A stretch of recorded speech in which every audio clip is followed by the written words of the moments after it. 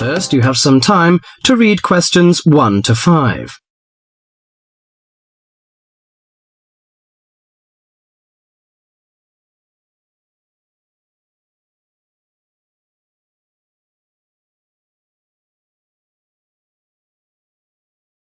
Now listen to the conversation and answer questions 1 to 5. Well, Claudia, our first semester at university is almost over. I can't wait for the holidays. Me too. Why don't we go somewhere far away and forget about lectures and essays and all that hard work? Sounds good to me. How about if we go to the coast? It would be great to do some swimming and surfing. The coast would be good, but let's look at our other options. There are the mountains. They're nice and cool at this time of year. There's also the desert, which I really enjoyed last year. What about going to Sydney? I've never been there, and they say it's a great city to visit. Well, I agree. Sydney would be good, but there are too many tourists there at this time of year, and I'd rather get away from buildings and cars.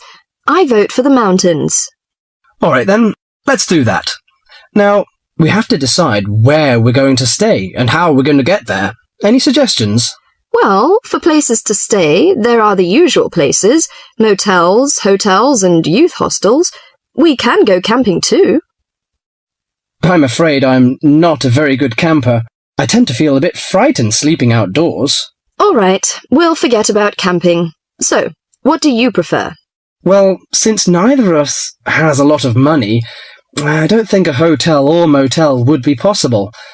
How about a youth hostel? Oh, I'd rather not go to a youth hostel.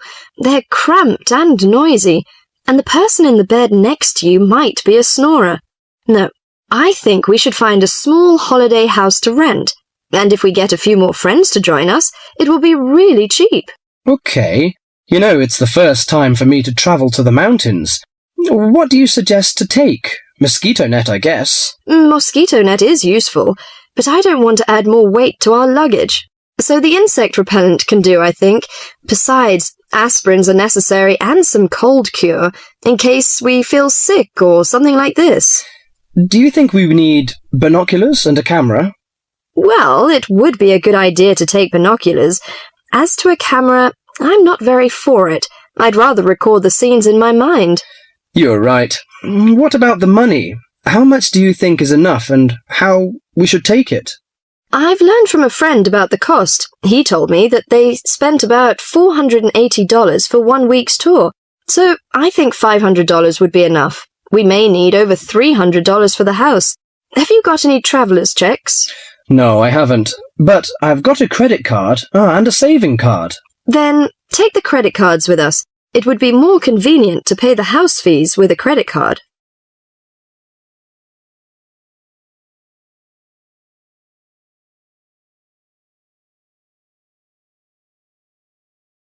Before the rest of the conversation, you have some time to read questions 6 to 10.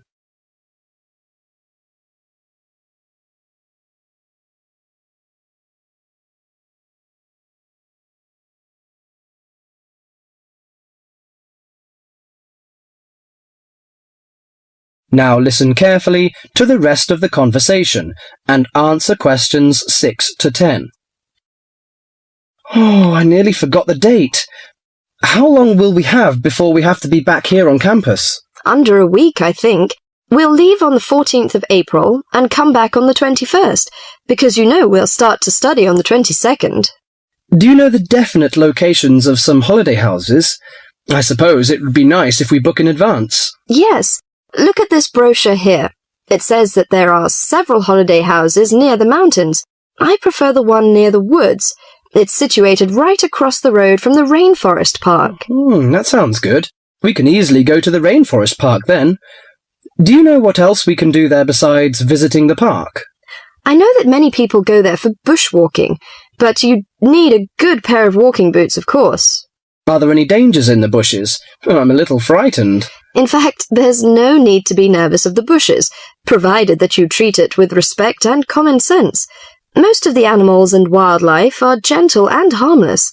There are venomous snakes to be aware of, but really they're much more frightened of you than you are of them.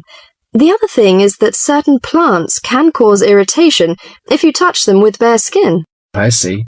Well, I can't wait for the coming holiday. That is the end of section 1.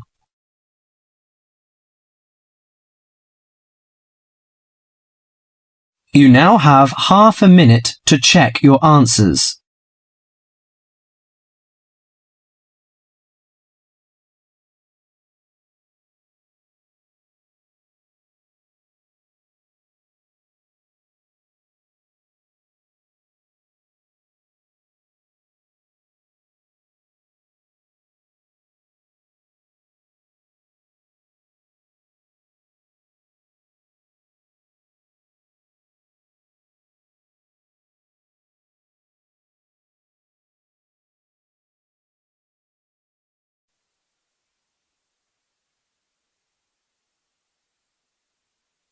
Now turn to Section 2. Section 2. You are going to hear a student arranging to transfer between English classes. She is leaving a message on the language department's answering machine. The student's name is Mei Lee. First look at questions 11 to 17.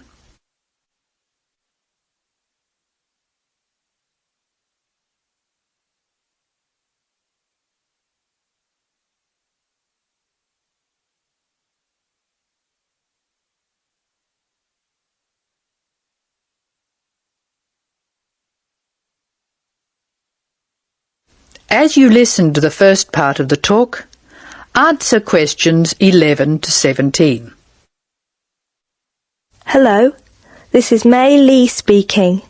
This message is for Mrs. Brooks in Student Affairs. Mrs. Brooks, I telephoned you last week and you told me to call back and put the details of my request to transfer on the answering machine. I hope you can hear me easily.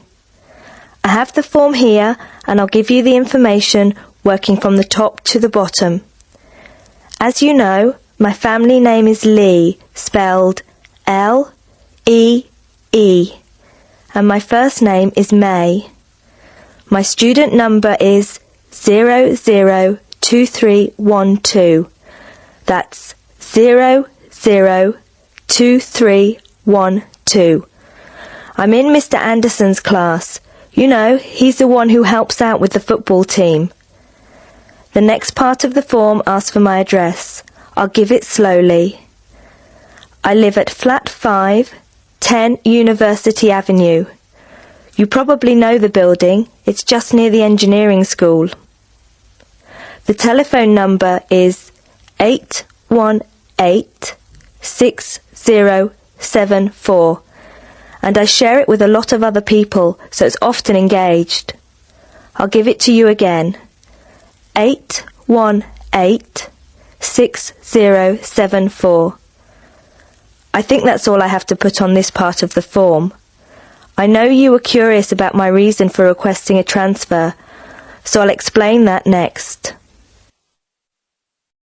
Before you hear the rest of the talk, you have some time to look at questions 18 to 20.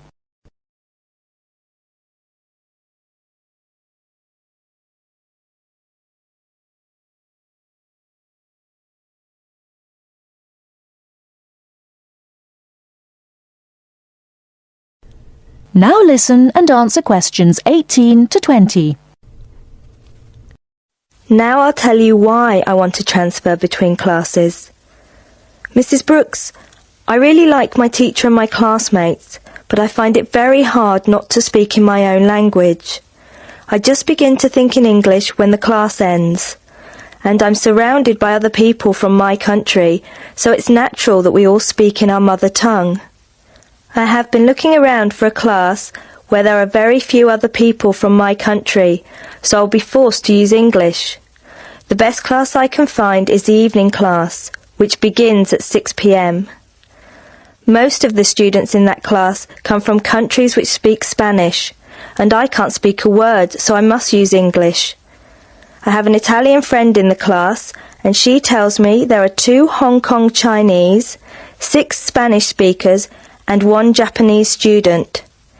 She says most people speak English at the break, although sometimes the Spanish slip into their own language. I checked the class list and 2 students have dropped out of the evening class, so there should be room for me. Could you please see if I can join the class?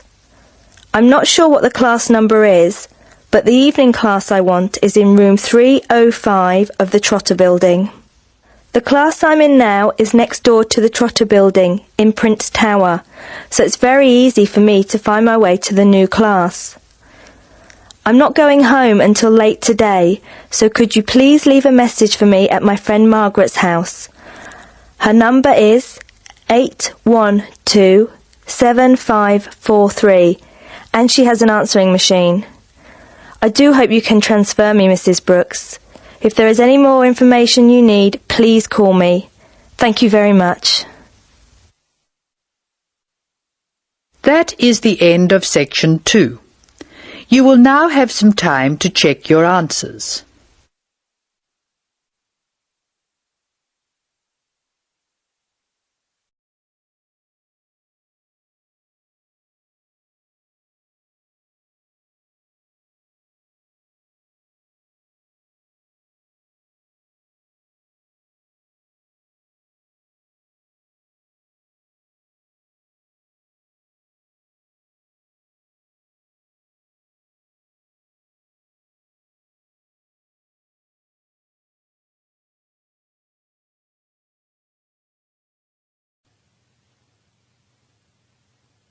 Now turn to section 3.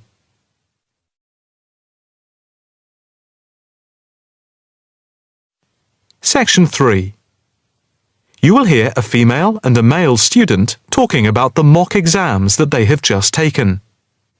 First, you have some time to look at questions 21 to 25.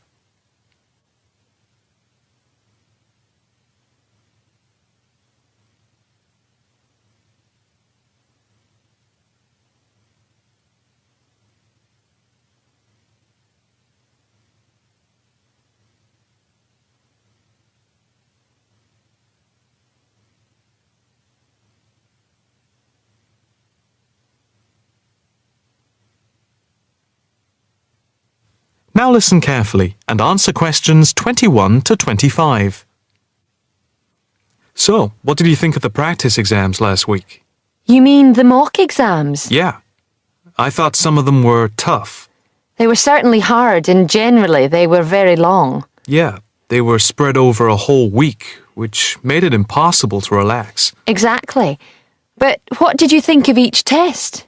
Of the 7 exams we did, the least enjoyable for me were the 2 3-hour essay papers. Why didn't you like the essay papers? I'm not particularly good at writing things down like that in a short space of time. And I don't think it's a good way of testing our theoretical knowledge of medicine. I'm the opposite, I'm afraid. I'm much better in the written essay exams than the other types of tests. But what about the 2 multiple choice exam papers in basic science and anatomy? They weren't too bad. If you didn't know the answer, all you had to do was guess. That's okay, but I never feel comfortable with guessing. And you know that there is research that shows that women are disadvantaged when doing multiple choice questions compared to men. You've mentioned this before, but I'm not sure I believe it. It's true. Multiple choice questions benefit men more than women. They are a male construct. If you say so. It's not if I say so. Anyway, you have to be careful with multiple choice questions because of the negative marking. That can really bring the score down if you keep guessing and get all of the guesses wrong. It's double negative. Yeah, that is a danger. What about the role play?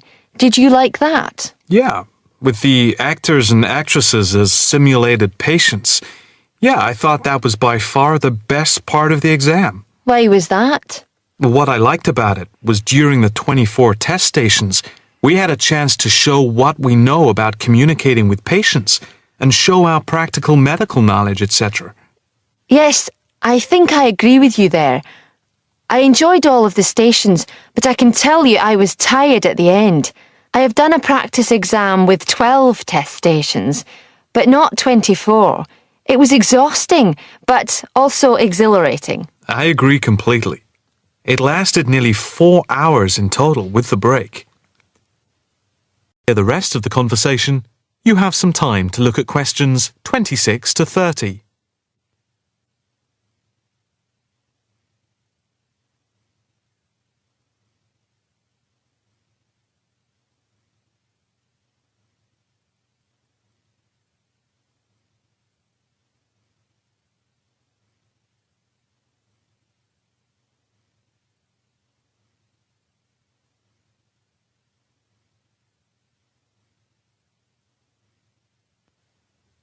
Now listen carefully and answer questions 26 to 30. What did you think of the other 2 exams? The 2 problem-solving tests? I didn't think I was going to handle them very well, but in the end I think they went better than I thought they would. What I liked most was the test where we had to work in groups of 4, and to solve a problem we had to prioritise actions. That was very interesting. I'm not sure that I did very well in that, though. Did you feel comfortable being in a group of 4 and having 4 examiners watching you as you discussed the problem? We did practice it several times before. You learn to forget that someone is watching you. But some people are better at speaking in group situations like that, and they get the best marks. The test doesn't just assess whether people can talk a lot. It's about showing you can listen, organise your thoughts, and then show you can be part of a team, allowing other people to speak. Well, we'll have to see how it goes. When do the results of the mocks come out? They said next week, and then it's the finals 2 weeks later. Yeah, we've got that to look forward to. What is the policy on resits? Why? Are you planning to fail? No, but, well, you know what I mean. The resits are held in September, and if there is any problem after that, it goes to appeal. We'll just have to make sure we don't fail any part of the whole examination. I certainly wouldn't want to do any of it again. Me neither. It's hard when you are not allowed to fail any of the exams. I bet they don't have that policy in any other subject. Probably not. That is the end of section 3. You now have half a minute to check your answers.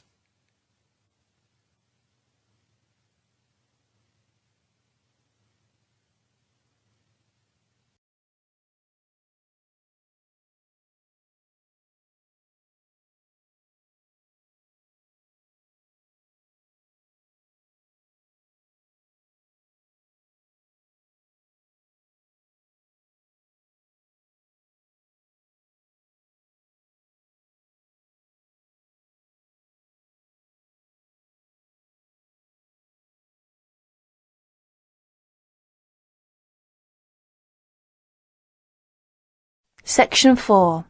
In this section, you will hear a report about crime and punishment in the UK. First read questions 31 to 40.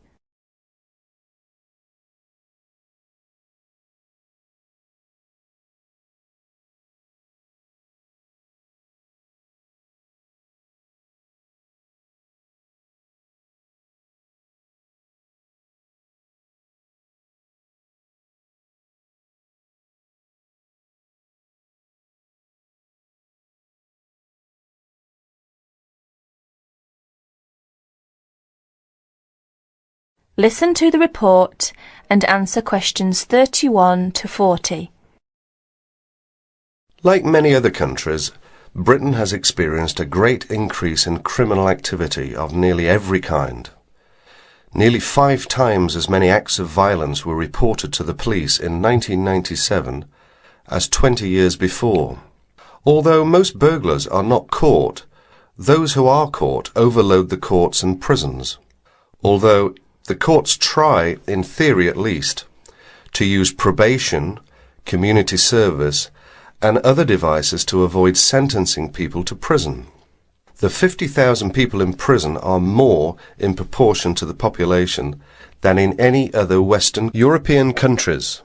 Vast sums are being spent on building new prisons, but the prisons are still overcrowded, and the humiliation suffered by their inmates makes rehabilitation difficult.